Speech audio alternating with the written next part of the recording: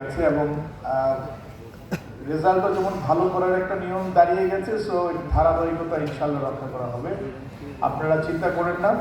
এবং আমি বলবো যে যারা শুধুমাত্র পড়াশোনা করে তারা প্রচন্ড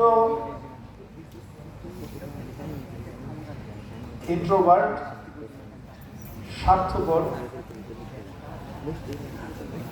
কারণ সব পুরা কনসেন্ট্রেশনটা শুধুমাত্র পড়াশোনায়। কে আসলো কে গেল দেখে না, বন্ধু বান্ধব দরকার নাই, কাউকে সাহায্য করতে চায় না,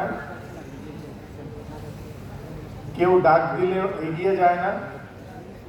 আর যারা এই ধরনের এক্সট্রা কারিকুলার অ্যাক্টিভিটিসে থাকে তারা প্রথমত হচ্ছে সামাজিক,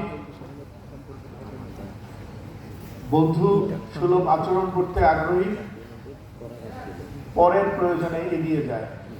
তো আমরা 2024-এ যে নতুন বাংলাদেশ পেয়েছি, নতুন বাংলাদেশকে পেতে হলে আমাদের এই সব কাজের কাজীদেরকে দরকার। তবে আমার নাম যে কাজী সেই জন্য বলছি না, কিন্তু সত্যিকার অর্থে সব কাজের কাজই দরকার, অলরাউন্ডার।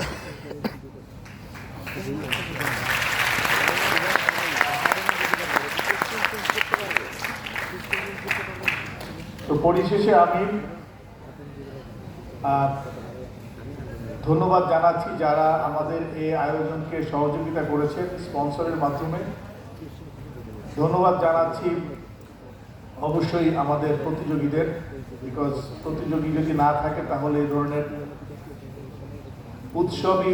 উৎসব থাকবে না।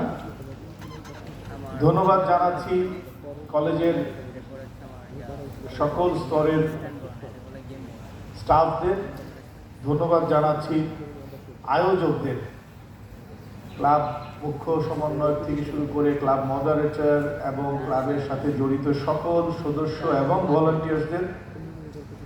ধন্যবাদ জানাচ্ছি আমাদের শিক্ষকদের, উপাধ্যক্ষ থেকে শুরু করে একেবারে জুনিয়র মোস্ট শিক্ষক, বিকজ তাদেরও অনেক ইনভলভমেন্ট থাকে।